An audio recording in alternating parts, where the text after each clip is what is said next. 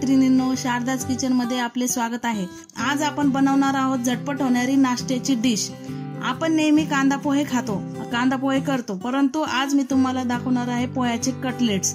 ही अतिशय crispy tasty अशी dish आहे। चला तर मग बघूया टेस्टी असा नाश्ता, पोह्याचे कटलेट्स।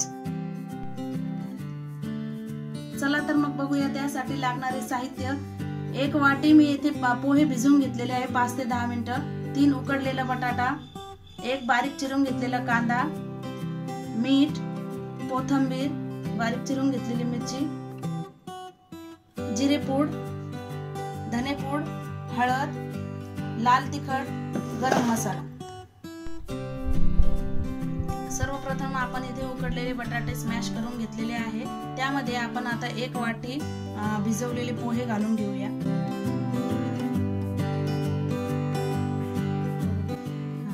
एक वाटी बारीक चिरलेला कांदा घालून घेऊया।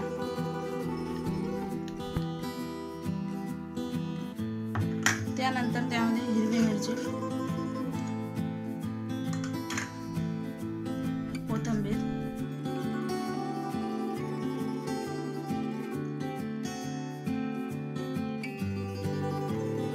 त्यानंतर यामध्ये अर्धा टीस्पून हळद,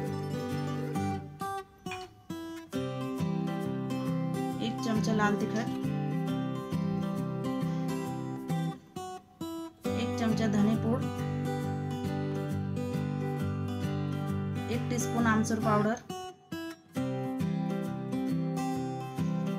व अर्धा चमचा गरम मसाला।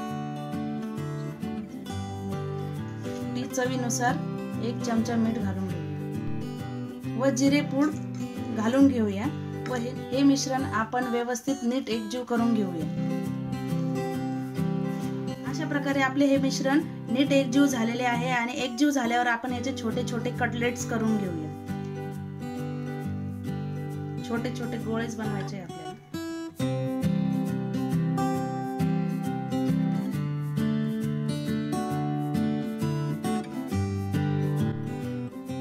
अशा प्रकारे आपण छोटे छोटे कटलेट्स बनवून घेतलेले आहे। आपण गॅसवर पॅन ठेवून त्यामध्ये तेल घालून आपण फ्राय करून घेऊया। तुम्ही शॅलो फ्राय किंवा डीप फ्राय पण करू शकता। चांगल्या प्रकारे गरम झाले आहे। आपण एक एक करून ते कटलेट्स तेलामध्ये घालून घेऊया। गॅस कमी फ्लेमवर राहू दे।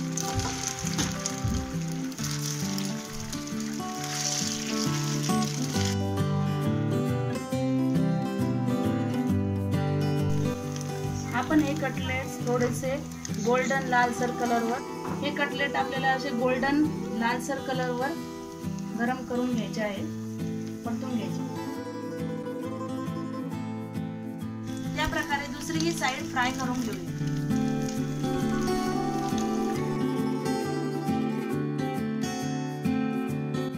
चला तर आपली ही सोपी व झटपट होणारी नाश्त्याची रेसिपी तयार आहे। हे पोह्याचे कटलेट्स तुम्ही सॉस सोबत किंवा हिरव्या चटणी सोबतही खाऊ शकता। ही रेसिपी तुम्ही नक्की करून बघा, तुम्हाला नक्की आवडेल। जर तुम्ही आमच्या चॅनलला सबस्क्राईब केले नसेल तर जरूर सबस्क्राईब करा व आमची रेसिपी आवडल्यास लाईक, शेअर, कमेंट करायला विसरू नका।